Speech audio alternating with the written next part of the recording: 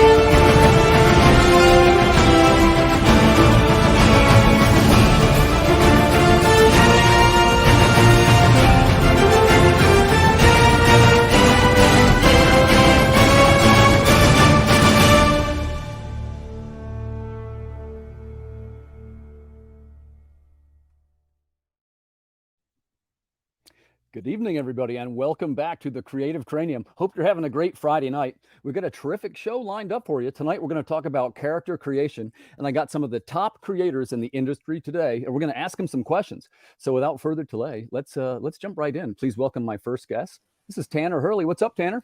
Hey, how's it going? Thanks for having me. Yeah, it's good to see you. Real quick, we know each other a little bit, right? But could you introduce yourself to the viewers and tell us what you're mostly known for? I'm Tanner Hurley. I'm the founder of Apothic Press and Studios. Just started our newest imprint. We got 8 Ball Studios. That's going to be producing projects on the side. I'm known for Rin, Intergalactic Mercenary, and then currently I have its follow-up, Electric Agent of Helix, on Fun My Comic. Nice. Well, I can't wait to hear more about that. I think you know our next guest also. She's well known in the creator field. Please welcome Laurie Calcaterra. Laurie, my pal. Heck yeah. Hey, hi, Laurie. boys. Now, boy, most of us know who Laurie is, and we think she's terrific. But for those that don't know, Laurie, can you introduce yourself and tell us what you're mostly known for? Well, I'm Laurie Calcaterra. I'm the writer-creator of the Western Apocalypse series, Path of the Pale Rider, which is what I'm mostly well known for, along with like smashing watermelons and hosting the Tuesday Morning Brew on Tuesdays. Videographer. Oh, yes, I do that too. I do short films. I write riddles. I'd say you're kind of known for that. You're kind of known for that now. Am I? All right, I'll take it. You know, I say that because it makes you stick out a little bit. You know, everybody's got like one thing they do that's a little bit different. I think the short films make me stick out. Yeah. Well, hey, it's great to see you, Laurie, and thanks so much for coming on the show. Thanks. Yeah, I love coming on Creative Cranium, and if I'm not on the show, I'm usually in the comments. Yeah, we're gonna have a fun one tonight. My next guest I met in Baltimore. He's a terrific guy. Please welcome John Escobales. Escobales, is that the correct pronunciation? Yeah, you got it. Not bad at all. All right, man. John, great to see you. We know each other from Baltimore Comic-Con. But, you know, we've never interacted online a little bit, you know, from each other's projects. A little bit. I thought your work looked terrific. That was the one you showed me in Baltimore. But could you please tell the viewers who you are and what you're mostly known for? Well, I'm mostly known for racing around comic conventions and being loud and obnoxious. But other than that, GWP just did a series, Road to Valhalla. So I think that would be probably what I'm better known for. So that's the one I saw, and that's like a Viking or no, not Viking. Viking horror. Yeah, man, nice looking book. Yeah, it was good. It was a lot of fun to do too. We get a lot of compliments, and people are asking for more. So we'll see what happens with that. I will tell you, and because I like to give compliments to the various creators I meet on the shows, and I will tell you, John, when I saw what you were doing, I was like, because I had just missed your Kickstarter, and I was like, it was nobody else was doing that. It was a very original look, and it has a real sort of like a urgent art style, right? Like it's very, it's really cool. So, and what was the title again? Road to Valhalla. Road to Valhalla. So definitely recommending that one. Definitely recommending. That was Keith Murphy on the art on the inside, the urgent stuff I think you were talking about, and then on the covers we had Hector Rodriguez, who are basically like the two of them started GWP, and then I kind of forced my way in. Interesting.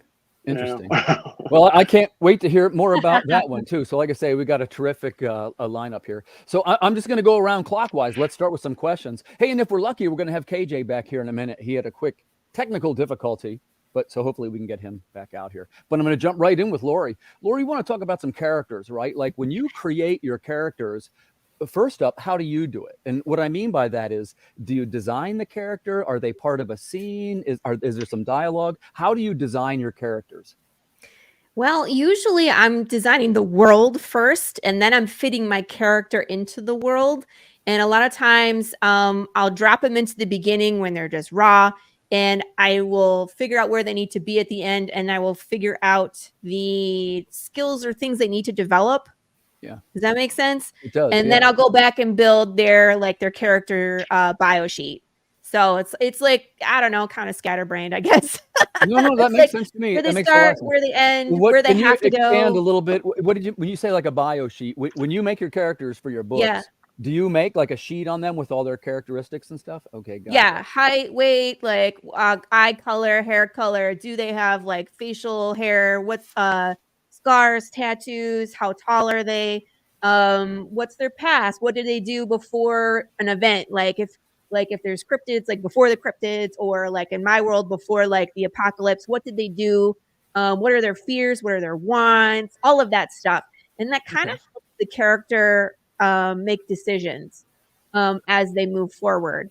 And it's great to flaws from the beginning, right?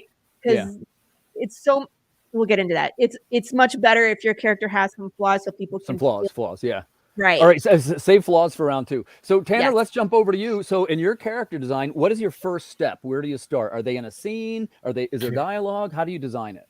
A little bit of dialogue and character bios. I have an artistic background, so I usually do the concept sketches of I don't think I knew the that. characters. Oh, okay. But yeah, I do a lot of the concepts for the stuff that I create. So I'll start with drawing just a basic picture of what they look like, and then like I said, I get the bio going from there, and then it's outlines and things of that nature, that follow. You use an outline? Mm-hmm. Oh yeah, I do too. Nothing against that. Okay, so let's jump over to John. Now, in your case, when you make the characters, same question. Do you start with is it a piece of dialogue? Is it a visual image? What is the first step when you create the characters? I think it's probably a scene for me. Yeah. I get into, I just, something inspires me to start working. And once I do, I want to get that scene out. Once I get the scene out, then I just kind of explore it as I go. How do you Telling know the story tends to, what's that?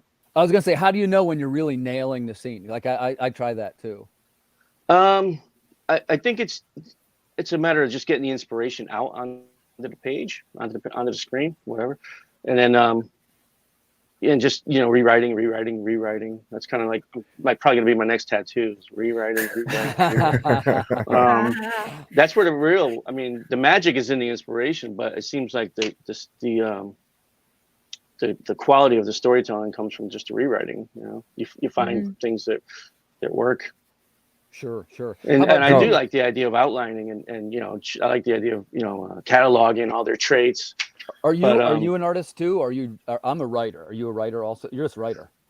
No, I can doodle, put it that way. I tend to give a lot of the artists I'm working with, Like these a layout. horrible stick figure sketches. Yeah.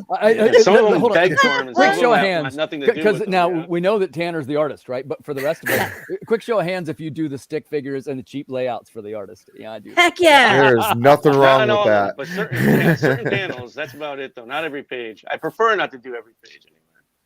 Right. Well, and let's be honest, if you have to do that every time, that means probably your writing's not that good because you're not That's communicating true. clearly in the right. They don't understand. Or you're not inspiring the artist.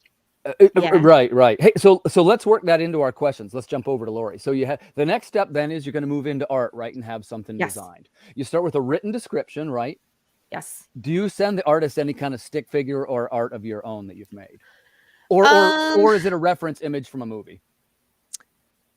Sometimes I'll send movie reference. Like we were just talking about a new character that's making a splash in the next issue, right? New character, nice. Very important to the story. However, has no lines and doesn't become important until later. But you will see him later on in the story, and that's why it's important we design him now. So my artist was like, I had put a description, but he was like, how long is their hair? What kind of clothes are they wearing? Because I have like, let's say I put like uniform of a specific kind, and he's like, show me what you're talking about, because again, we're in the apocalypse. So at that point I will pull images. I'll be like, okay, look, this is what I'm thinking, like hair wise and like clothing wise and and then he can read the rest of the personality and background, and that helps. Like this one has a tattoo that's specific. Yeah. So but he needed to know specifically like hairstyle for things. So that's pretty specific. So Tanner, how about you? So you're the artist, or do you like draw something before the design? Oh, I totally usually do. I usually draw. Yeah, I totally draw something. Yeah, I was like, I know he does. Don't pretend you don't. I know you do. That's awesome. I wish I could do that, man. That's a skill to have. Be like, well, then that's an interesting thing, and I'm going to ask you this. So what? Let me think of the right way to ask. I want to get a good question for this. So you can pretty much design it on your own without the elements of an additional artist. True. I can, however, I love the collaborative process. That's what I was going to ask you. Tell us why you do it then. Well, I do it just because, I'm creative, and like a character, an idea will come to me, and I'm like, well, it would be cool if a character looked like this. And then maybe I'm like, how can I use them? Can I use them in one of my stories that I'm currently writing or that I have written? That's interesting. You got the character before the story. That's kind of cool. I do. I usually have the character before the story. Oh, interesting. That is interesting. And I just kind of hodgepodge stuff together. That is fascinating, because I'm always interested in how, like, if writing is a game of chess, just to pick a metaphor, like everybody puts their pieces out in a different way, right? Like it's like you could come up with 4 cool characters, like just to pick something, Teenage Mutant Ninja Turtles, and have them come rushing out the door, and it would be a cool story before you even got started, Oh yeah, because I'll see something visually, and it's kind of like what John was saying. You start with a scene, like how I'll be mowing the lawn or something, and just mindlessly, and it's like, oh, I got a great idea for a character. It'd be cool if they're jumping off a building, and and then there's some other characters looking up at them, or stuff like that. And I think it just stems from being a kid. Like, I wanted to be a director when I was a kid. But I kind of got told by a lot of people that, oh yeah, you'll never make it as a director, so I was like, okay, I did. I got told that, Lame. It's because when I was young, I basically just kind of remade Star Wars all the time and renamed it. So everyone's like, this kid, that's all he's gonna do. They're like, this is rip kid. people off. Some people have made a career out of that. I was gonna say, ripping people off probably a pretty good angle. I'm gonna try and do more of that myself. Let's jump over to John. So John, talking about character design now, I have almost zero art skills. So I pretty frequently will say, well, he looks a little bit like Bruce Dern in the movie Silent Running, for example. We have a character who looks just like Bruce Dern now. Do you ever use any kind of references, or does it come to you kind of fully formed? I think the initial inspiration is vague, and it's probably got to do with some kind of experience that I can relate to in some way, Mm-hmm. and then taking it from there. As I go through it and I build upon it, then I start looking around for somebody who I think fits the character. So yeah, certainly movie stars or whatever you can find online, and Well, as hazardous as that is. And I say that in the sense Yeah. of, boy, what's the right way to say this? I'm not an artist, as I've disclosed, right? So sometimes the shorter way to get ahead, because even if you request the likeness of a movie star or singer or whoever you pick, or even, a reference photo, in most cases with an artist, you're not going to get too exact of a representation of the person. No. Agreed? Right. So Absolutely. sometimes that's a better starting point, depending on how good your artist is. If he's making it very photorealistic, you could be in trouble, Hey, Right. why is Tom Hanks in your book? That kind of thing. Then you get the letter. That's not good. Don't get the letter. Yeah. That's when you know you got a good artist. You get the letter. Yeah. Oh, Yeah. this looks too much like. Oh, got to change the hair color. Sorry. We have had a little bit of success. I work with Erwin Arosa quite a bit, and he can do a very photorealistic interpretation of just about anybody. And we write the characters in, and they look so much like the person, it's like startling. People have been like, "Holy crap!" I'm like, it looks just like them. Basically, he's capturing the digital angles, same as like a photo from the digital photograph. So yeah, but that could work out in your favor because kind of like when they created in the Ultimates, the Nick Fury, they made him look like Samuel L. Jackson, and it became he was like, "Hey, I want this role because it's me. It's me." Yeah, right. Genius, right? That seemed like such a fluke, though. I mean, he was obviously Samuel Jackson, and right. Where other people, when they've done it, like Paul Gulacy did it with Bruce Lee. Oh yeah, back in Shang-Chi, and they came after Marvel for that. So gotcha. Nobody was flattered there. Yeah. Yeah, it's hit or miss with that. If they send you the letter that's the cease and desist, then it's like, it's a bad day. Whoops. Yep. Yeah, and as I sometimes like to, and by the way, I don't know what I'm necessarily doing, so don't always follow my advice. But I love to tell people, don't be too afraid of a cease and desist letter. If they meant it, you would have got an attorney, and he would have either called or would have been more than a cease and desist. They're trying to shake you a little bit to see if you'll drop. Don't drop on the first cease and desist. Make them fight it out. I'm with you all the way on that. Hey, all the Tim way. is not a Heck lawyer. yeah. Please Yeah, do not I want him to take show up at legal my house advice and tell from me this stuff. man. People are going to say things like one of the old names of before it was Earth Dog Studios, it was Haunted Garage Media. And there was a dude who had wrote a documentary about an 80s rock band in the South called Haunted Garage. And he sent me some cease and desist. And I was like, buddy, this doesn't sound all that well known to me. I follow these things pretty close. Yeah. Let's fight it out and see how it goes. Anyway, you can see what happened. Yeah. And I said it a little nicer than that. But the truth is, when it comes to intellectual properties, the market tends to decide those a little bit more than right and wrong. Mm-hmm. Yeah, that makes sense. Yeah, you could ask Alan Moore that one, I'm sure. Yeah. Let's switch over to some things that maybe we learned in the process of making these characters.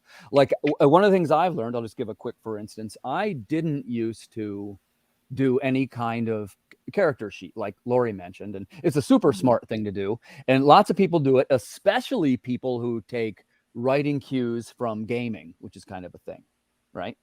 Particularly tabletop gaming, and nothing against that, but that comes sort of preloaded with like character sheets, and you can sort of fill in the blanks, which is useful for writers. And like I say, I'm not disparaging that in any way because I'd never used them before. So I occasionally in the beginning had two characters that were maybe a little bit too similar, or I realized a couple chapters in that I could have changed a few things. Laurie, what's something that when you made your first batch of characters, what's something that you wish you would have known, or something you wished you could have changed? Oh, that's a good question. I don't know.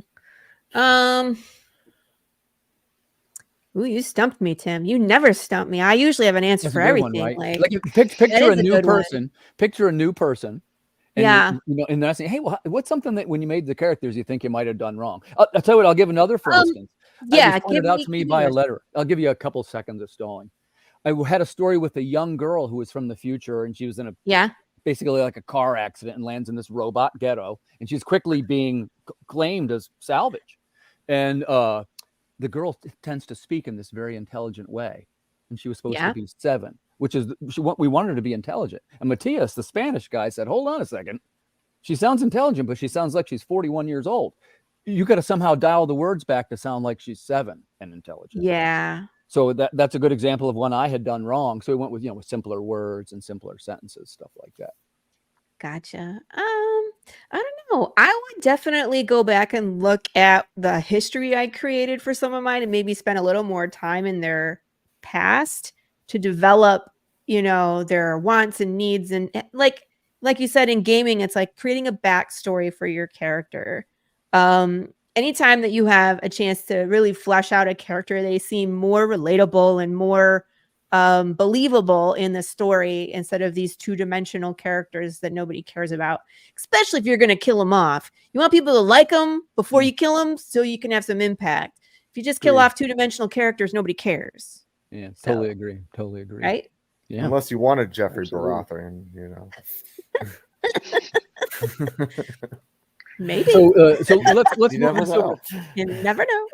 So Tanner, you can jump in here, share your thoughts here. What are some Yeah. things that when you, and this could be, I'll make it a little broader if that's easier, but in the process of making characters and making your scripts, what's something that you wish you would have known or something you could have done a little bit differently? And you could choose any of the books. Oh man, yeah, See what I mean? that's a You good think question. about it. It is. It really makes you think. I think about stuff like that all the time. Well, I jumped into creating like my flagship title. I did it out of kind of being pissed off with some people that I had a falling out with, and they had spent like 30 years working on their character. And I was like, well, screw you. I'll create something in 2 weeks and and it'll sell. And that's kind of how Ren came out. So I do kind of wish that I would have went back and, maybe given it more than 2 weeks. There's lots of good motivations to do things. And I will say vengeance is a pretty good one. Oh, I'm absolutely. just dying over here, God. I'm like, Tanner, that's a pretty good story, man. You should make a story about that, like about how. I'm all over the slice of life. I could. Stories. It Sounds like you did. I thought it was interesting, man. That was an interesting story. you know what they say, though.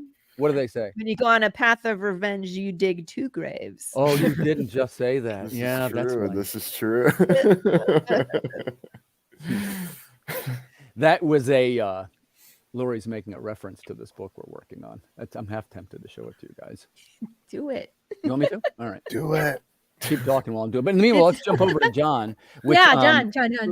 And same thing, keep it broad. It doesn't just have to be about characters. But really what we're trying to do is see something that you might have learned through the process. Like what's an element of either the characters or maybe the plot or the script that, you wish it, looking back at it now, like, oh, I could have done this or I could have put that there. Probably 2 things. One, the kill your darlings thing, kill your babies thing. That was something I wish I had done earlier. Explain. I haven't heard that before. What is that?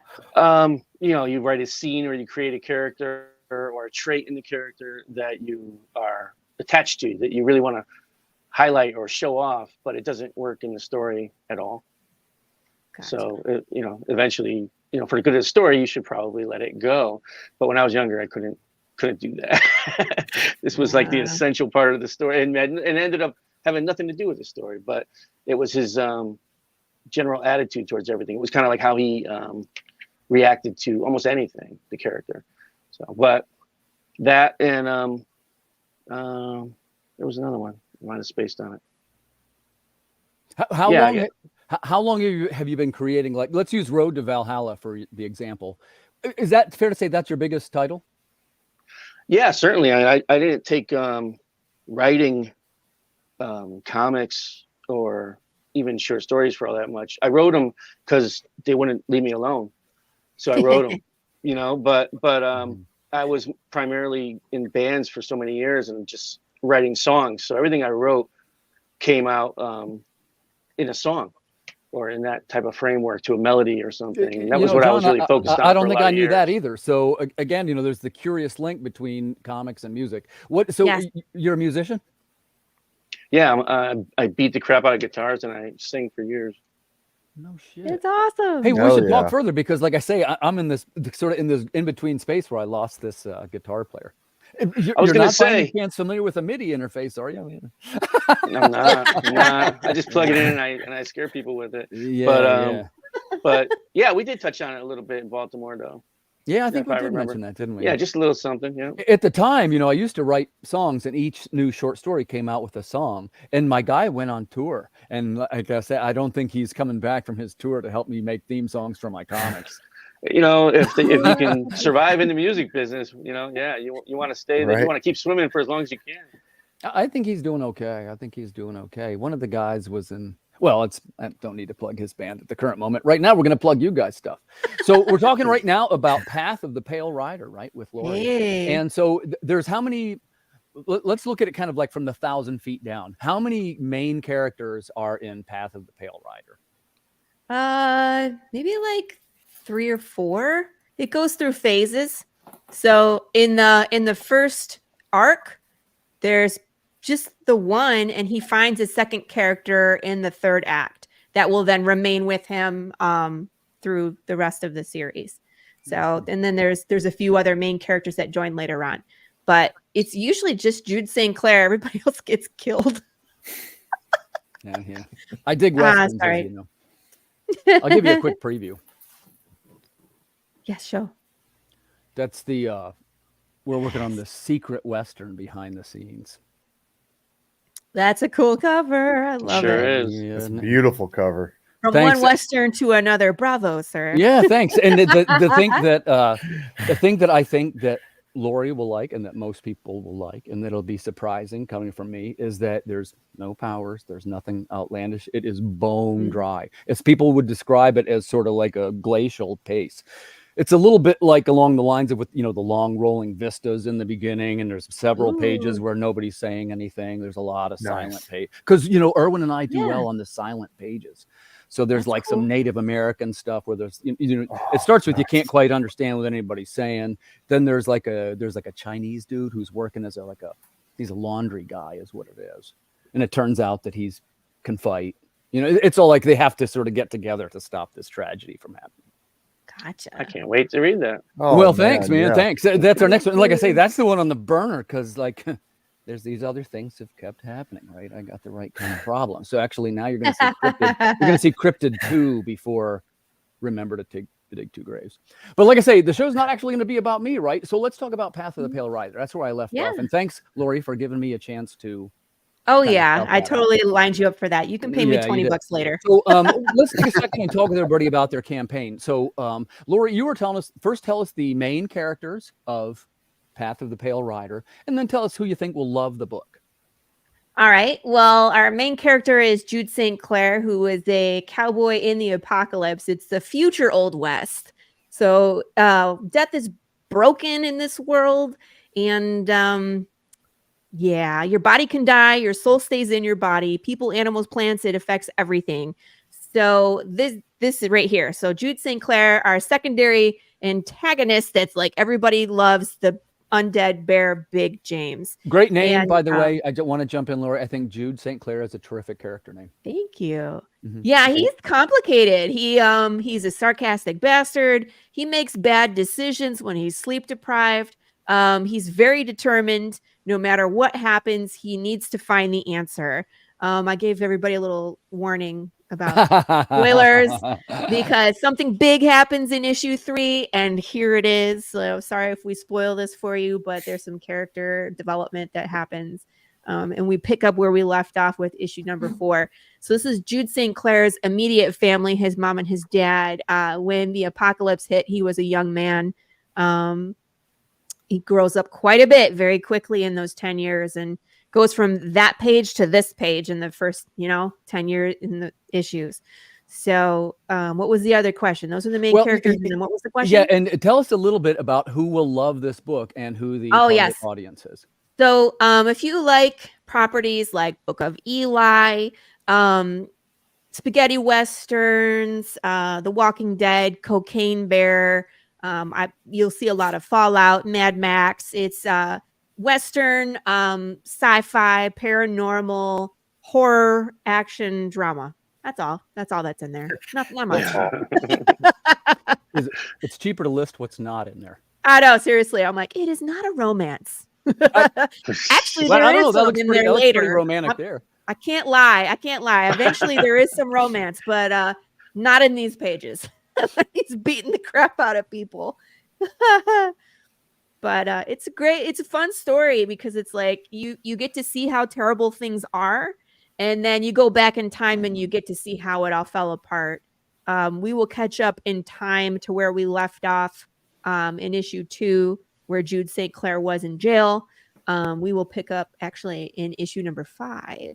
So issue number 4, there's a lot that happens. It's a tough issue for Jude St. Clair and his family. It's rough. I'm not going to lie. There's going to be some points where y'all are going to be mad. But it's all part of this character's path and what develops him into who he becomes. So it's very important that this issue happens so people can understand what drives this character. Sure. Laurie, it looks great. I've said this before. I think Path of the Pale Rider is a cool book. Let's do a quick call to action. Viewers, like if you like the various kind of things like choose your own adventures in there, there's some great video work. There's puzzles and like elements of the plot that you have to solve. This is a fun ride. So you can go over and check that out right now on Kickstarter. It's Path of the Pale Rider. It's Jeff. He's seen my commercial and it's like, what is Path of the Pale Rider? Is it a comic book? Nah. And it's stuck in his head. So he keeps repeating parts of it to me. And it's hilarious.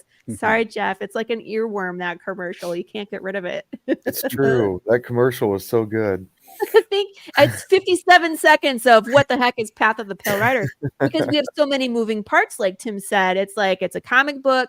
We have a choose your own adventure book. We do fan interactive videos and we write riddles. So every issue you get a new riddle and you get to find like bonus content, like things get sent to you in the mail from characters. You might be a phone number to call, a hidden YouTube video, a website to hack. It's really crazy, this stuff that I have planned.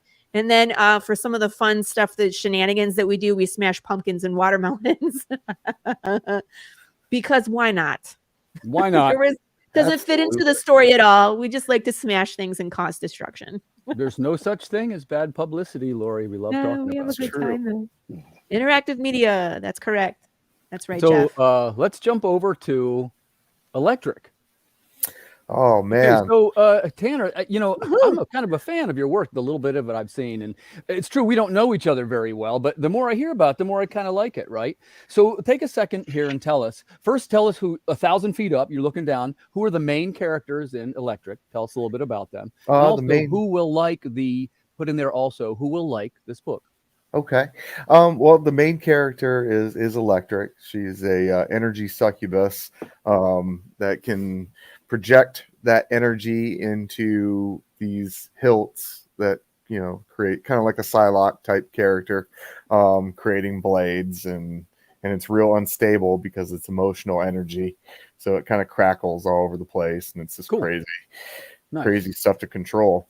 But she's the main focus on this, but it's an anthology book to show off the villains that you're going to see in the main book, because it's a follow-up to Rin, and the idea is that they would come together in an ongoing series called Double Helix, which I have in production right now. So it really is to focus on the Rogues Gallery. So this is a little bit like it's not a little bit, it's a universe, right? So you've got a superhero universe. And in your vision, how many characters now include villains? How many, is it called the Electric Verse, or is there a name for this already? It's called the Helix Verse, because they both work for the Helix Agency. So, neat.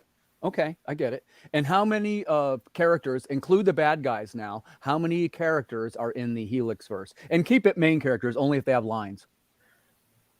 12 to 15. Nice. Hey, that's a good stable, man. Yeah.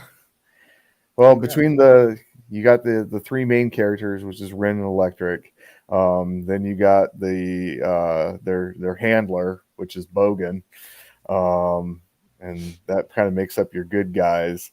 Well, there's other characters that are going to be introduced. Like Mosley, he flies their ship. He's their pilot. Nice. And then you have the Rogues Gallery, which, you know, that's I love it. I love Rogues Gallery. You had me at hello, man. This sounds terrific to me. And let's go up to the top one more time. We'll do a call to action here. Okay, now this is on fundmycomic.com. That's Electric, Agent of Helix by Tanner Hurley. It looks terrific. And I always like to mention the veteran too, right? Yep. Yeah, thanks for your service, Tanner. Thank you. I take very seriously. I think we should support this project. And man, it sounds really cool. You know, Energy Succubus. How did you get the idea for Energy Succubus? I kind of did it on the fly. What I like to do is I'm a big sci-fi fan. Mm-hmm. And I like horror. Hold on, stop right there. Big sci-fi fan. That means a lot of different things. Okay. When you say big sci-fi fan, what? Stuff you love the novels of Isaac Asimov?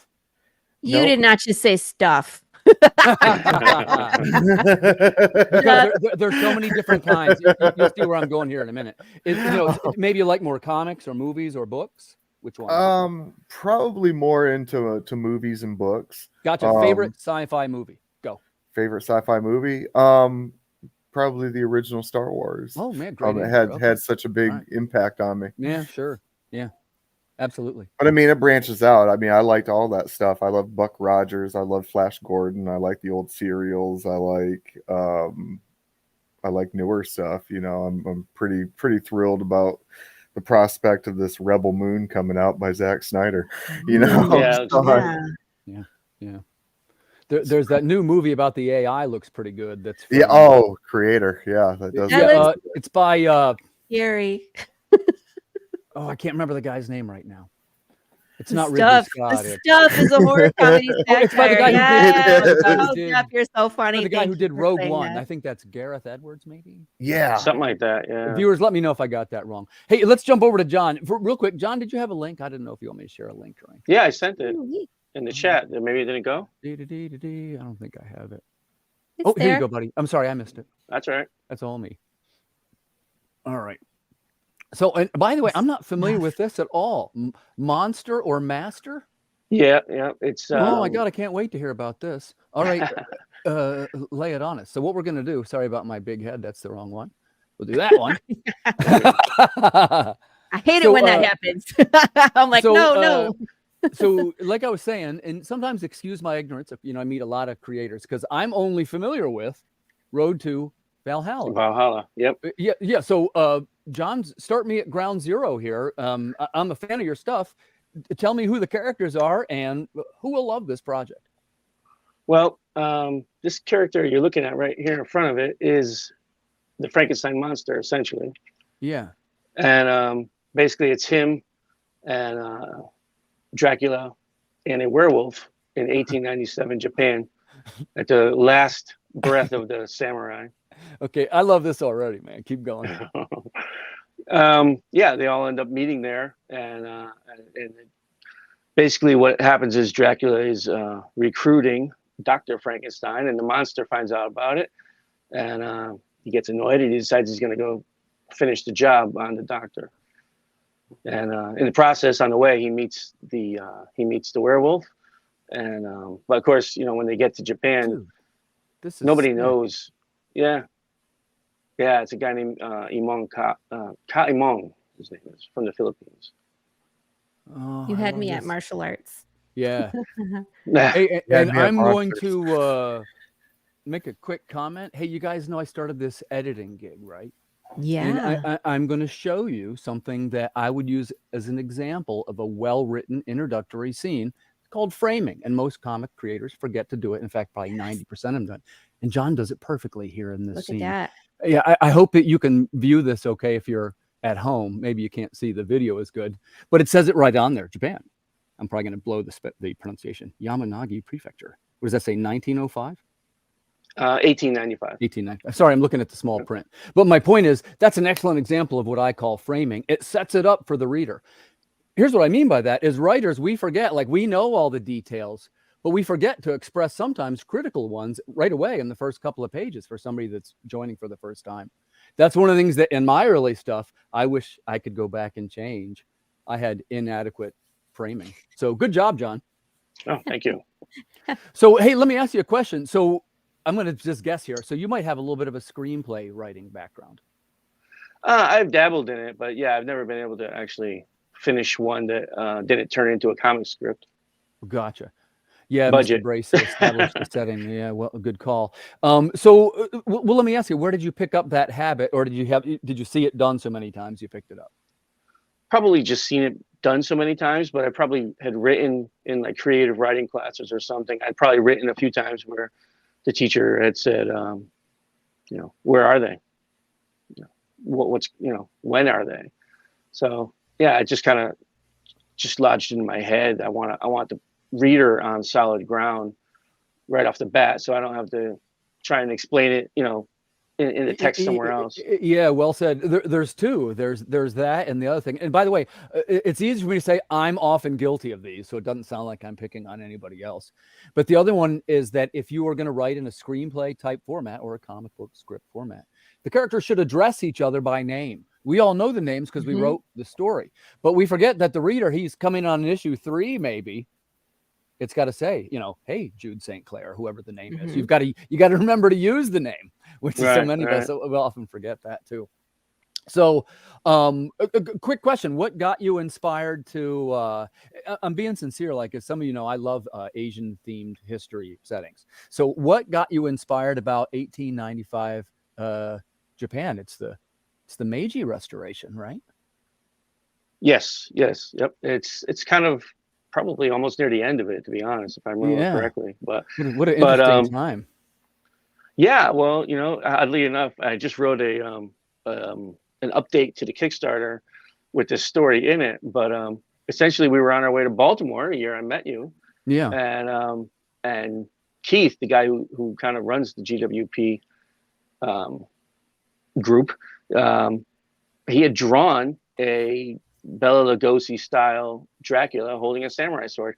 I'm not sure if I gave him the idea to do it or not, but he drew it, and a lot of people on Kickstarter, on Facebook and Instagram kind of reacted to it, and we thought it was funny, and we started talking about it in the car ride down from Connecticut to Baltimore, and that's where the idea kind of just grew. Substances might have been involved, but I'm pretty sure we just it was a long ride, right? Yeah. So we were BSing back and forth about the whole idea. Somebody in the car said that should be a story. Yeah. And that just turned my brain on, and I started running with it. And by the time we got to Baltimore, it was a project. John, I got to tell you, thanks so much for agreeing to do this. Yeah, Bracey is right. It reminds me of those classic black and white mags of the 70s. And there's another. That's exactly what I was going for. Yeah, and there's another thing which I like to bring up that I think is cool. And by the way, let's vote on this, gang, because not everyone will love this, but I do. John goes for the gutsy lettering and the cursive handwriting style. I talked to Carissa about this, and in the editing group, it's a hot topic because many people would say something like, the general gist of it is that the current generation no longer uses the cursive handwriting to read or communicate, so it's too difficult for them to process. Right, but I don't know. It lends something to the story. It does. It does. It does. And so we all vote for it, right? Yes. Yeah, good for you. Visually, it works. All right, for your story. It wouldn't work for everybody's story, but it works for that one. Right. Yeah, well, and in this case, his is not over. I wouldn't describe. Yeah, it's more like a stylized. It's still very easy to read. I love the font. Who is your letterer here, John? Mindy Lopkin. She's I call her the comic book Swiss Army knife. She can do just about anything. That's awesome. I'm going to be a Swiss Army knife someday. So, hey, Laurie, that's you doing the comments, right? Thank you very much for including the comments from our viewers. Absolutely. Sometimes I get heated up and I forget the comments. Yeah, John, I love the stylistic choices on this book. So let me ask you this. I'm not going to go too far off of characters, but I really like that look that you're describing. First, and Tanner knows this because I think we talked about this before, the Kurtis publications of the late 70s. Do you remember those? That was Marvel Preview, and that's what it reminds me of in the best way. And the second thing is, like, do you have a designer that helps you do this and you say shoot for that, or how did it How did you What do you mean, arrive the at this? pages itself? Or Yeah, it has a very unique look. Like, did you describe it this way, or did you experiment? How did it come out looking like I this? definitely described it, but Imong is just an amazing storyteller. Right, Really, right. I mean, it was so easy to write something and then send it off to him, and he always comes back with usually something a hell of a lot better than I'm asking for. You know, and he That's knows the the best. mood, and God knows we spent hours and hours on the phone talking about movies and what we kind of want this to look like, and you know, It's fantastic. Yeah. It's Kurosawa, fantastic, all man. that. Yeah. Yeah. I mean, I That's think, the you best, know, man. the other part was it was hard to write over the art. I didn't want to cover too much of it. Yeah, that's sure. the hard part too. It's like I have a lot to say, but I go back and I change what my dialogue is sometimes to be smaller to fit the space better. Yeah, yeah. I do And then that you got to too. tell the artist you did it because you want them to know you did it. I'm thinking of you. Right, right. But but that Well, character there with the glasses, that's obviously Renfield. Yeah, nice. And again, I like that. He has the modern font in his. I'm a little bit of a lettering maven, you probably noticed, but that's the same. Yeah, that's the same font we use for our robots. I think if you scroll down a little further too, that you'll see on the next page. Is it there? Yeah. Yes, there's a whole nother version of Oh, that. look at that. That's so Yeah. cool. By the way, you know, I wish Carissa was here because I would So use this nice. as the example. There you have the page with the perfect framing, and it starts out right with the cursive font. That's gutsy, man. My hat's off to you, John. And I mean that in a way where I think that your design choices were brave. I personally love them. I'd still say they're brave, though. You know. Oh no, I've gotten some crap for it, but oh, really? Hey, let me ask you: is this like an editor? When you say crap for it, could you tell us a little bit? First, do you work just with some an people editor? who. Do you work with an editor? Actually, on this one, I did work with somebody just on the outline, and you know, he also said that, you know, you're running a risk. I mean, if the lettering sucks, it's going to be a mess. You can do it easily just in regular lettering, you know, but also having that many words on a comic book page, I get this a lot too. Nobody's reading all that, you know. People, there's just too much. People want smaller blurbs of stuff. And people tend to skim things too. I think one thing about your story seems to have a good sense of visual storytelling. So you know, I think you got that going for you. You know, you almost don't have to read it. Yeah, right. Now, let me ask you though, when you I love that. You said you worked with an editor. Boy, I got to be honest with you. I personally love that, but if I was the editor, I might have flagged it, because here's why. All the major guys flag cursive now. DC does, Image does, because everything's kind of dumbed down. But oh my God, for like an artistic type of book, like a Kickstarter project that has a little soul in it, man, I think you kind of nailed it here, John. Thank you so much. Oh yeah, definitely. Thank you. So that whole page is a letter essentially to the doctor. That guy on the page was Dr. Frankenstein. So I wanted the reader to be absorbed by that. This guy's sitting here, you know, dwelling in his misery, and there's a letter. Sorry about my big head. I was trying to bring John's letter up onto the screen, but you know, I thought you might want to see me. You know, it's always nice to see you, Tim. Yeah, thanks, man. I always laugh because I do the same thing. I'm like, I push All all the the buttons. time. Eventually, Yeah. I will get you to the right one. And look, I don't mind telling you, I'm trying to totally pay attention and be engaging to the guests, right? But at the same time, you want to get cool images while they're talking. Yeah, Sure, yeah, it makes sense.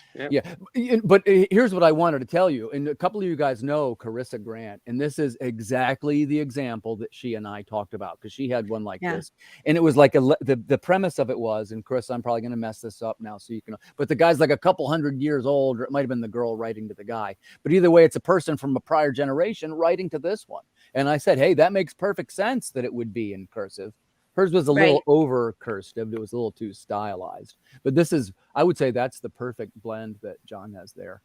Oh, absolutely. Thank you. Yeah. So we'll look at some quick covers here. These are gorgeous, brother. Thank you. That's Keith Murphy's cover. Monster. That's covered by Ken Perry. He's done some work for Source Point Press. Oh, sure. And that's Hector Rodriguez, the guy who did the Road to Valhalla covers. Also the creator of Hell's Blood, which is another book we got. Oh, I like this one. I like that one. That's Keith's as well. Jeff says, when we used to read tons of text in some of those old comics, Chris Claremont comes to mind, but when those folks wrote it, it mattered. There you go. Does it matter anymore? I think it does matter. Oh, it but certainly matters. Doug Munch was Oh, my no. favorite writer of that era. It's still my favorite writer, actually, Doug Munch. And yeah, there were books where he would be as verbose as Claremont, or at least he was criticized for being as verbose as Claremont. Yeah. That's fine I with mean, me. it's I like hard. those. It's hard to balance the amount of exposition and dialogue and everything with the action, everything else that's going on in the story. Because some people just don't want to. It's like it's a comic book, yes, but you still have to read It's words. still got to go That's the forward. trick, yeah. Right, right. What are you And going we to did distract have- the artist to draw so that you don't have to be putting Covering words on the important page? stuff. Yeah. And my artist, he will draw the important stuff where it needs to be, but he'll go and he'll put like Easter eggs and stuff in, and I'm like, oh man, I don't want to cover that. Like he put his singing bass on the wall in one of those saloons. So I was like, I gotta cover the singing bass with the freaking word bubble. Darn it. I talk all the time about how, and that's how Erwin and I got together on our second story, is Hey. what they call a silent story, right? And that was like the assignment to ourselves, that it would tell the story using only the clicks and buzzes that a partly broken robot could make, you know, like an R2D2 type series of clicks and so forth. And it's a fun exercise. If you've never done it, I definitely recommend trying to make a silent story, because it really, you can flex your visual muscles, you know. Definitely. That's Oh, something, yeah. that's definitely one that I'd look back on and wish I could take another swing at it. You know, I always think it could have been better the second time, but hey, you got to keep moving, right? Our issue You can one jump is on it right after emotionally this. silent. Yeah. So lay down. let's jump over to some crowdfunding questions in general. And like I said, I'm going to keep this kind of character theme, but I do want to talk to Tanner because number one, he's a super interesting guy. And number two, he's using Fund My Comic, which is a site we've heard more and more about. And I'm a Kickstarter user. I haven't tried any of the other services. I looked at Indiegogo a little bit. Tanner, can you tell us why you chose Fund My Comic? Well, because I already did Kickstarter with it, and I still needed to hit the mark. So So you did two sources. I did. Oh, so how'd that go? So far pretty good. Like I said, you know, just need to inch it over a little bit so that I can finish up a few pages. But you know, that's why I thought, you know, Fund My Comic would be a good source for that. And now, I know Luke, so yeah. Yeah, and I met him once too. I think I know him a little. But my question for you is more along the lines of this, and I'll make a quick comment. I saw there Mr. Bracey mentioned about the classic silent G.I. Joe comic. Yeah, that's a great example, and probably the best example. And I always love to recommend it to readers and writers because it's a great example of how you can make a story without any words. Because as some of you know, when you say to friends and family and coworkers things like, "Oh, I'm a writer for comics," sometimes they don't quite get it. Like I said, wait, so you make pictures? Like, no, this, you know, it's a story in there, right? You have to like explain to them that it, at least in my case, they're short stories, you know, they're illustrated. And they're like, oh yeah, it's a story. Like, it's not just pictures in there, but they like forget that, I guess, or something. So it's something that you have to learn to think visually to be able to translate those two mediums between the writing and the art to make something kind of special. And I think that's a really great example. Thanks for bringing it up. But back to Tanner. So at the end of so you're going to do 2 campaigns? Or are you going to go to Indiegogo and do 3? Well, we'll see. We'll see.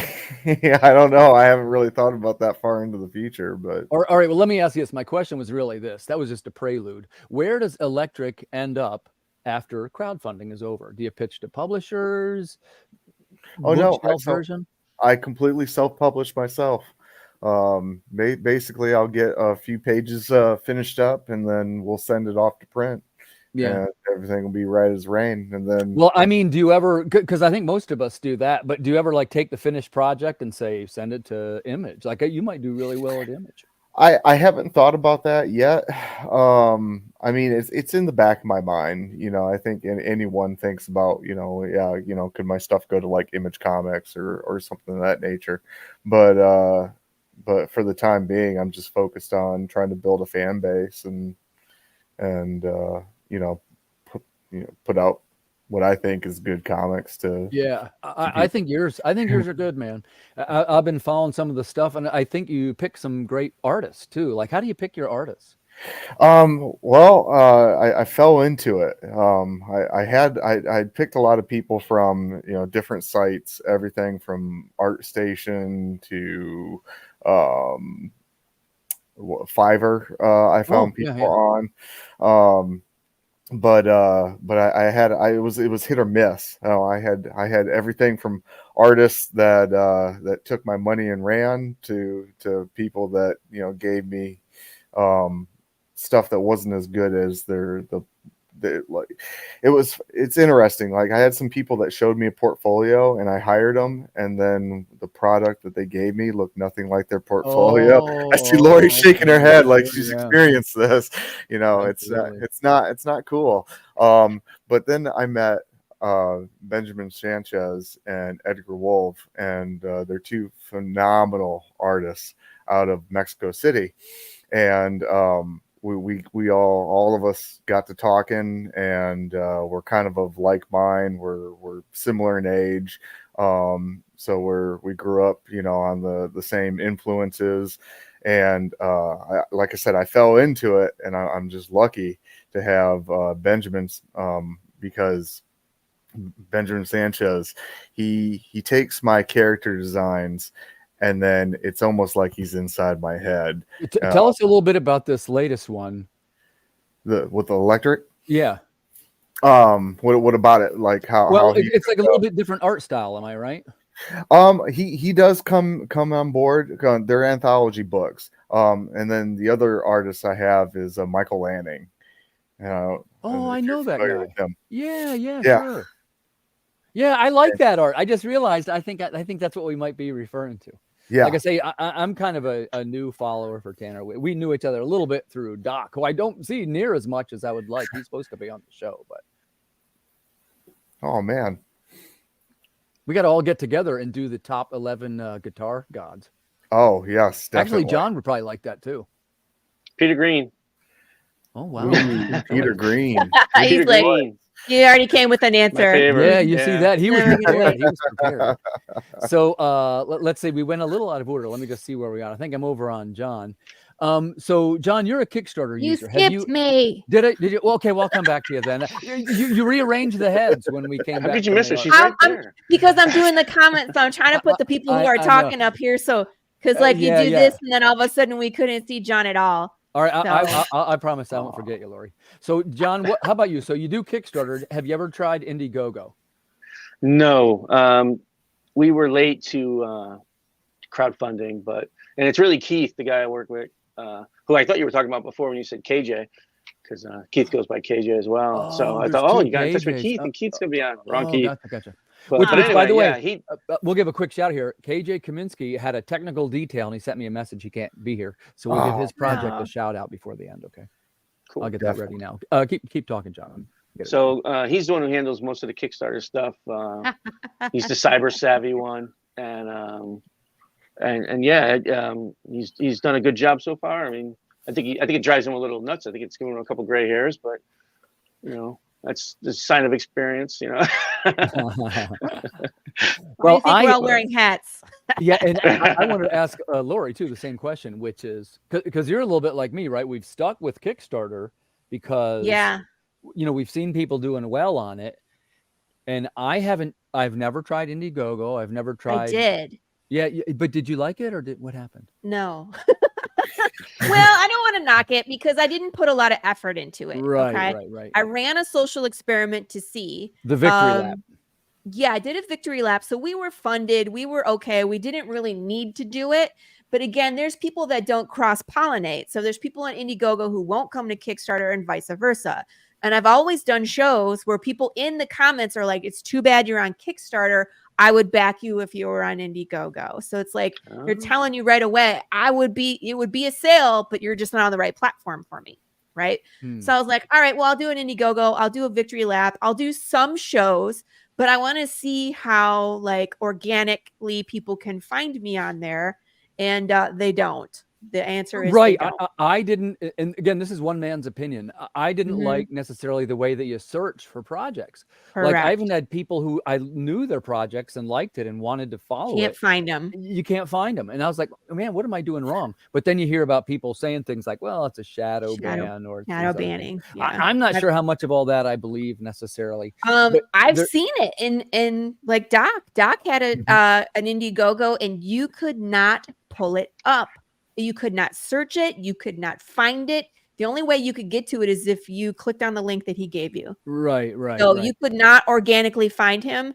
And if you just knew the name of it and looked it up, you could not find it. You couldn't find it. Yeah.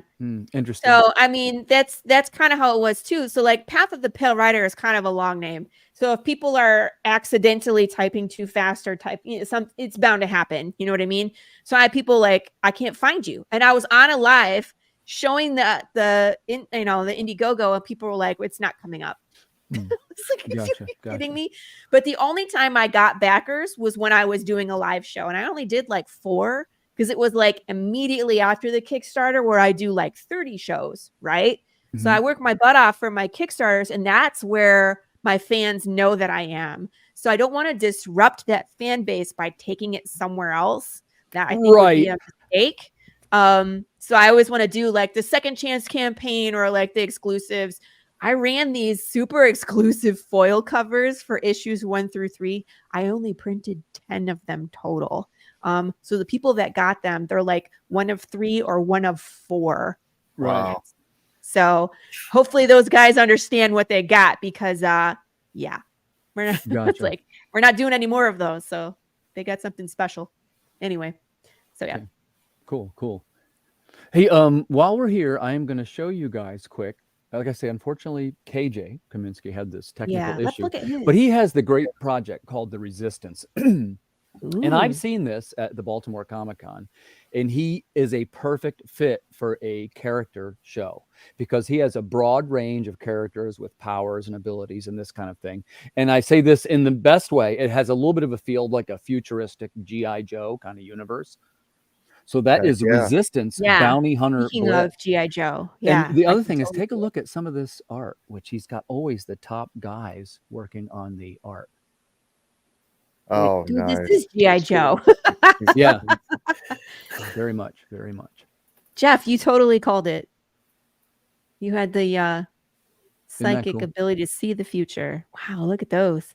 Yeah, he's done a terrific, and I've backed a good. couple of his projects. Actually, there's another one that's cool too. I'll give a quick shout out, which is Sophia Saturn, I think it's called. That was the one I backed on Kickstarter, and it's like a intergalactic female hero, which I always love, you know. Cool. So that's from my buddy KJ Kaminski. That's The Resistance. Do a quick call to action. Yay. Yeah, please He's go over here. and Look. check it out. Oh wait, Hey KJ. It says Facebook user, but we know it's you. We know We're it's so you. glad. We're so glad you're here. So yeah, I have a couple of the books, and they're really, really sharp, man. So highly recommended for anybody that follows that type of project. I've enjoyed the ones that I got, and they have some cool swag and stuff that comes with them. So don't miss The Resistance. That's over on Kickstarter right now. So let's circle back to round 2. Let's see, who do we leave off with? I think Me. I'm gonna go back to John, then we'll keep going in a circle. Okay. So in your first off, Monster or Master, how many is it, a one shot? How many issues are in there? It's 3 issues. 3 issues. And is the Kickstarter for all 44 3? pages each. Oh wow. No, it's just for the one. Okay, Yeah. gotcha. So this is a big book. So how far is it already illustrated? I think there's 3 pages left for the first issue to be done. So. All right, gotcha. Do you mind if I ask how long does it take him to turn out a page like that? It's probably been, at least 7 or 8 months. Well, since we started the project, character design. He said it for 1 page. So, so for 1 page, I mean, because it changes from from page to page. Yeah. So, and his whatever his personal situation is. Usually, those first 12 pages came out in like a week. Oh yeah. Hey, I can drop them in. I was gonna say, and stick mine in there, Laurie, too, if you don't mind. I got you. And the other thing is that when you work with these guys who, I guess I'll say, not to be funny, but like I have had somebody that's taken 7 months to turn in a page. That's happened to me before. So yeah, I've worked with those guys too. yeah. I try to work with Nice. people that turn pages over pretty quick, right? Yeah, you try to be understanding. Life gets in the way, stuff Yeah. happens, but at the same time, then when your creative project is So sitting now on a back pile of over stuff. to Laurie. Laurie, what is the Path of the Pale Rider's 6 issues? I think you told me before. Oh no. How many? It was a full-length movie script when I wrote the first one. So the first arc is 12, the second arc is 12. It's 36 issues, Tim. Okay. All right, Wow. You were off by 30, but that's not bad. well, that's fair enough. I meant for the first arc. First arc is 12. 12. Gotcha. Yeah, we're on issue number 4. So we're finishing up kind of the first act of the movie. You know what I mean? If it was a movie, it would be, we're finishing up that. And so you're learning the world and the character and kind of what sets him on his path. So that's where we're, and then we burn everything down. Yeah, that's a good one. Yeah. So now back to Tanner. How about you, buddy? So in your, so there's multiple titles in your universe though. So your angles are going to be a little bit weird too. How many books? Start with just how many in the immediate arc, and then what's the long term? Okay, so there's going to be 2 anthologies that have come out. And Electric is one, Rin is the other. Okay, and that just sets up your rogues gallery. And then basically, I'm going to do a ongoing series in which the 2 characters meet and they're actually part of a team. And then that will be Double Helix. But currently, I just have the anthologies out right now. That's kind of neat, man. And you know what it reminds me of a little bit? And I mean this, again, as a cool compliment. A little bit like a Marvel team-up. Yeah. Or do you know what Marvel 2-in-1 is, right? Oh, yeah. Okay, cool. Yeah. Yeah. Best book, right? Best book, The Thing, and whoever his buddy of the week was. Yeah. I have that. Yeah. Which link are you asking me to post here? The one for your Substack? Oh, I got a Kickstarter pre-launch going. Let me go get it. I'm kind of quiet about it, right? It's under I know. I was like, I know there's the Substack. I don't want to take any juice away. Is it the Water Wars one? Mm-hmm. Yeah, it's just a pre-launch. It's Water Wars? Yep. Thank you, Laurie. You're the best. You got it. You're doing that. But really, like I say, I want to learn about you guys tonight. That's the main thing. So you get done the first arc. You got your Marvel team up and your Marvel 2-in-1 and your. How many are you the same way? You got 144 books in your future? Well, right now I've got 4 written currently. Like I said, I've only been working on this title for a little over a year now. And I'm working on other projects on top of that. So it's like, this Mr. one, Bracey, she's a little bit of both. Yeah. Yeah, for sure. He knows. We played D&D together. I managed to not die today during D&D, and I hid behind our paladin with a giant shield. Everybody nice. else was inside of a box opening magical things and got fried. I love D&D. So, John, how about you? So there's, Right. I'm going to do the math here. Correct me if I'm wrong. So you got 3 44-page issues, right? Which is a full-size graphic novel. And then, but Road to Valhalla was a one-shot or a series? It was a 3-issue series as well, but only 22 or 24 pages. All right, gotcha. And is that available in a collected edition? Not yet. We're putting it together. We're going to add a couple pages of like a pre-story, and probably if you bought the deluxe versions, you got like these little prose stories from me about each character or different characters within. There was a ton of characters in that book, so we're going to try and put all that together in a trade soon. Yeah, that's after we wrap this up. And so I know about Monster or Master. I know about Road to Valhalla. What other? Do you have other titles? I had one many years back, Martin Chase Human Weapon, which was an martial arts action adventure thing. I've done martial arts since I was a little kid. So which one? I started with Tang Soo Do. Cool. And then I went on to Kempo, Kung Fu. And I also did some Kali and some ninjutsu and some Wing Chun, Jeet Kune Do. You have been And around. last the thing block. I did was Krav Maga. I got certified in Krav Maga by an actual Israeli special forces Oh, Nice. nice. guy. The not Krav just Maga some, guys have the best disarms. That hands down, the well, best disarms. it's just sensible. A lot Yeah, of it is just yeah. sensible. But I mean, aggressively practice them. Like I had them screaming in my face, and I was like, okay, this is real.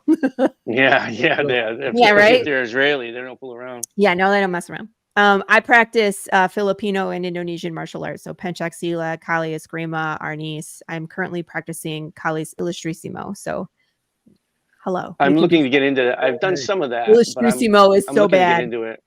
Yeah, you would love it. I will. You guys are definitely churning out some output as far as books go, but I don't, you know, I realize by some criteria, sorry, I can't speak now.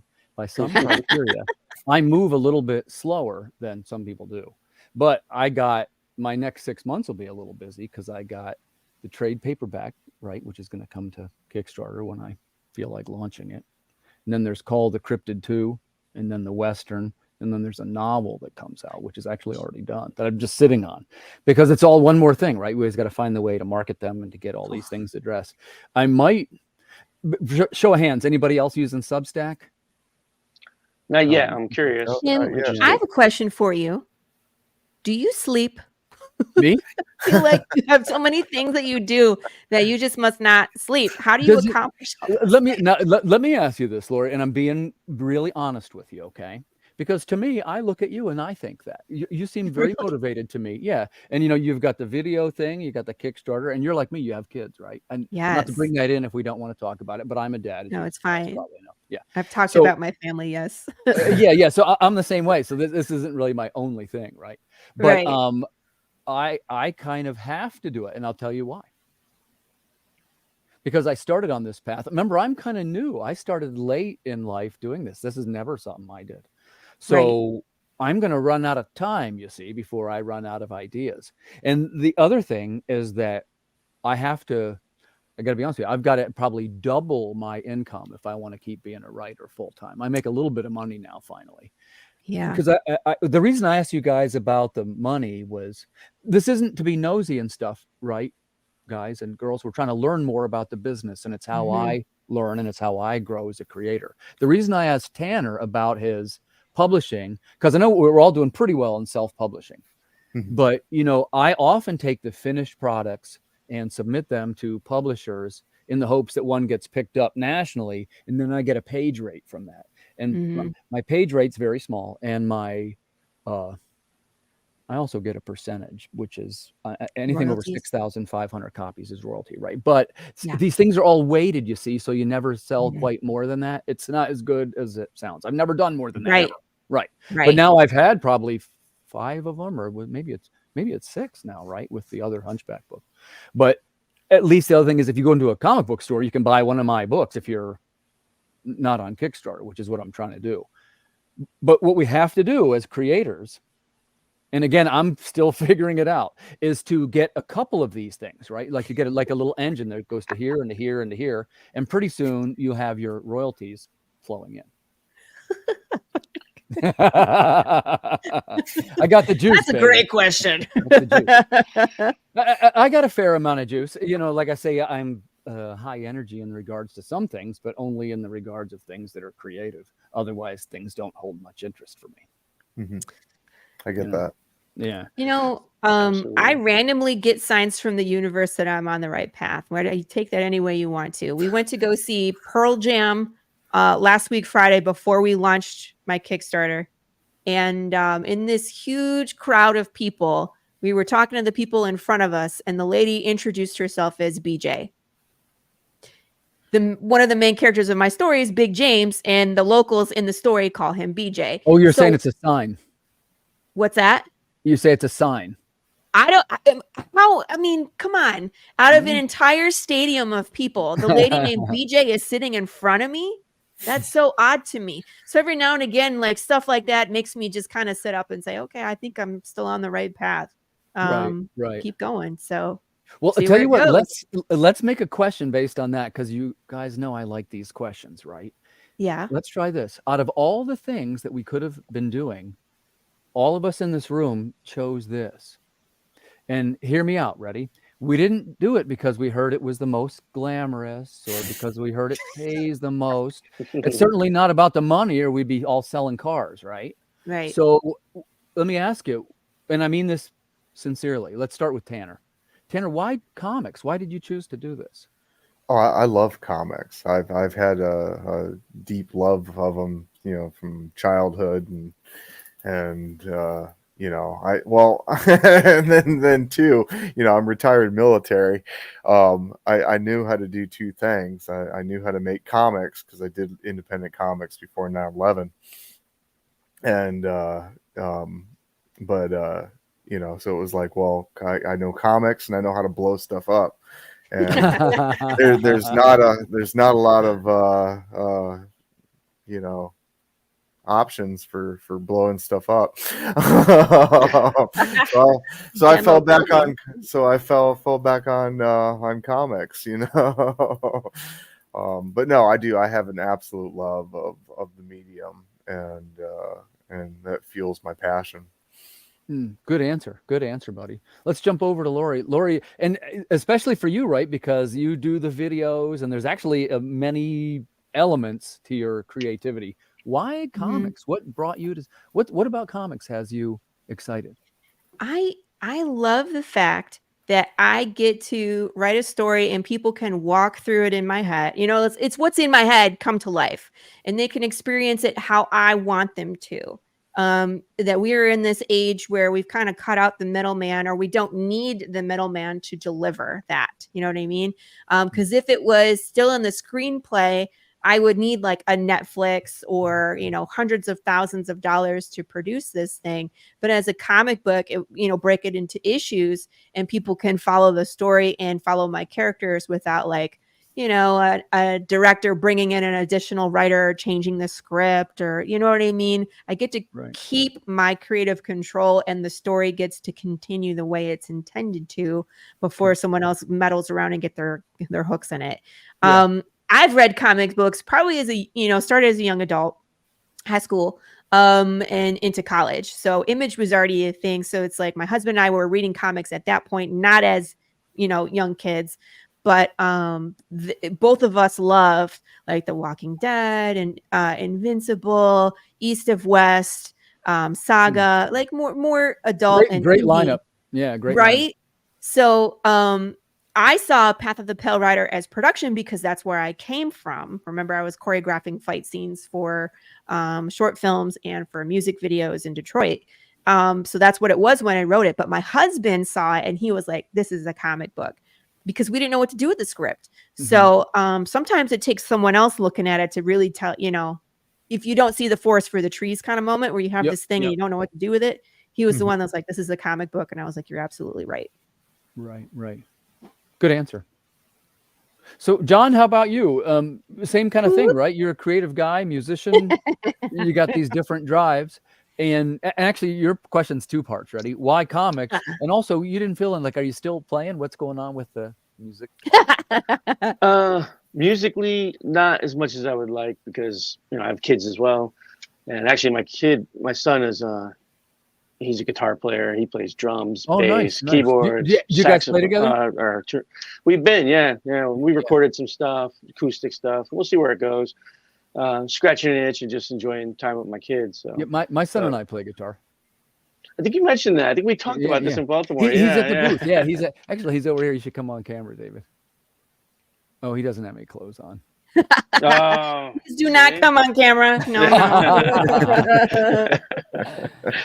But as far as comics goes, let me ask you. So, what was it about comics where you're like, hey, this is my jam. I'm comics guy. Well, when I was a kid, I was really sick with asthma, and I spent up to 5th grade in and out of the hospital. And I TV, God knows what was on TV. I was reading comic books. My father would bring me comics. My uncle delivered comics in a truck, so he would bring me a giant stack of comics. What kind of books? What kind of books were in there? What kind of comics? It was all the weird Marvel stuff, like Black Panther. Oh, nice. Master of Kung Fu. That's how I got into Master of Kung Fu. Yeah, sure. Geez, what was all the horror stories, Frankenstein, werewolf, all that stuff. And so I was just hooked on it right away, and I learned to read. I read better than any of the kids in class because I was reading comic books, in the hospital or when I got home. So.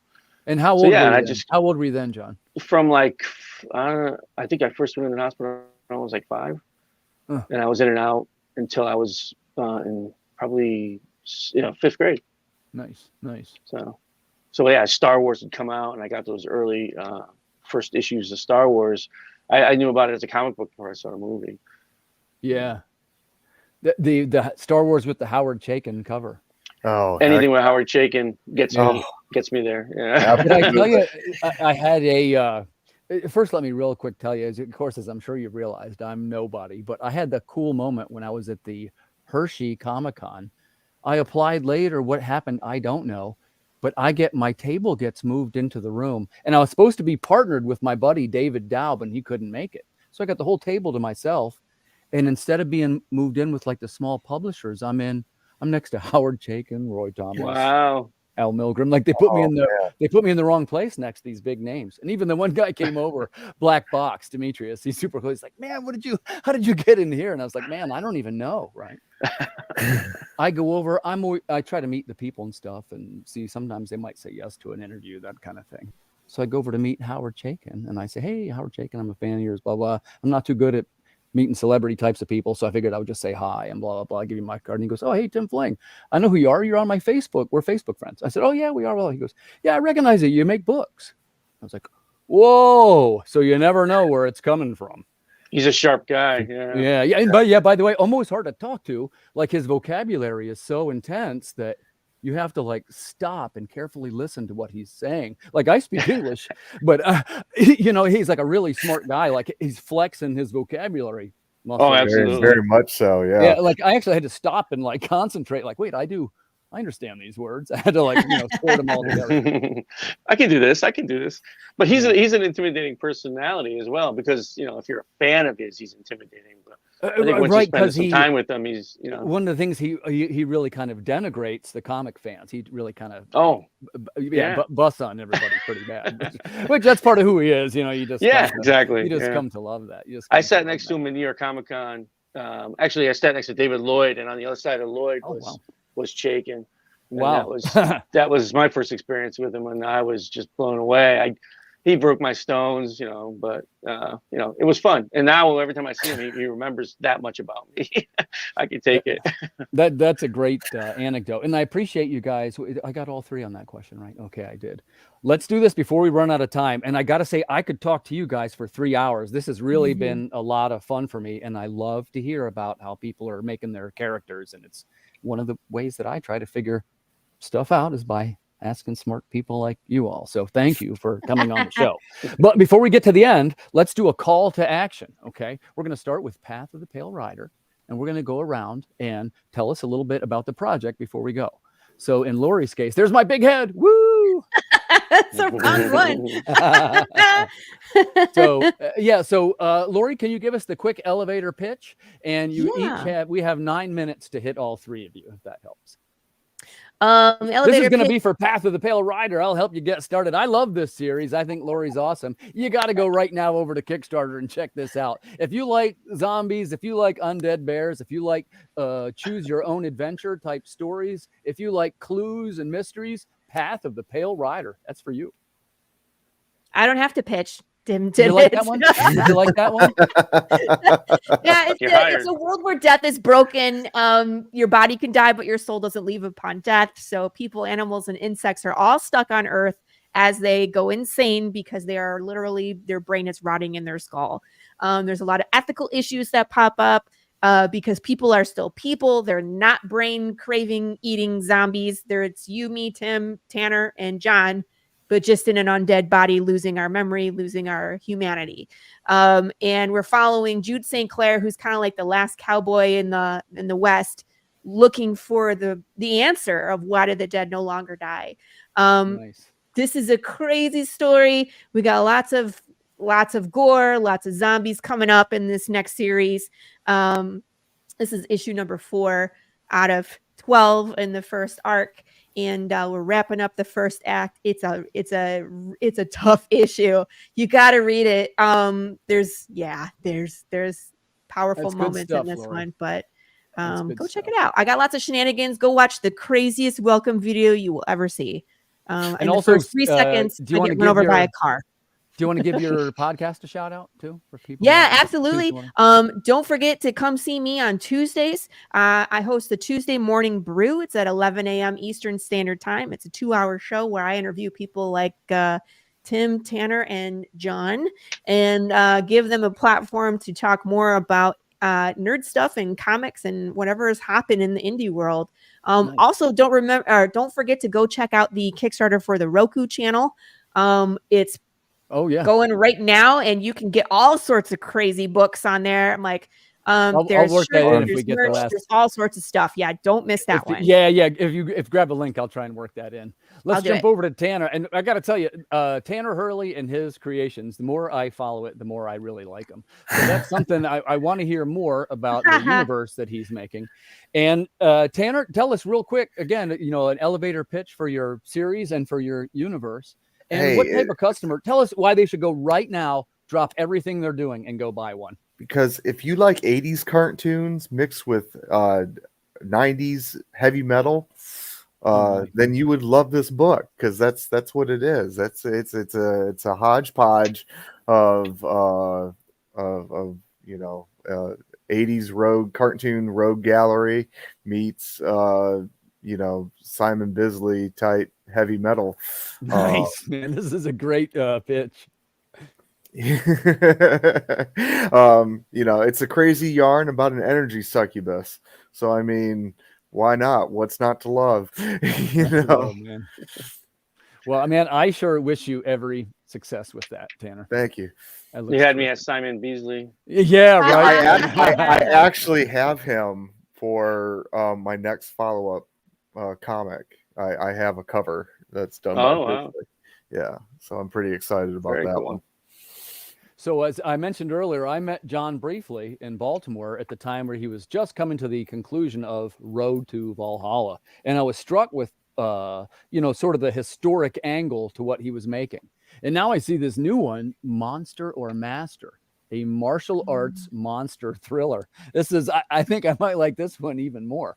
So viewers, that's on Kickstarter right now. John, can you tell us your elevator pitch one more time and tell us who will love this book?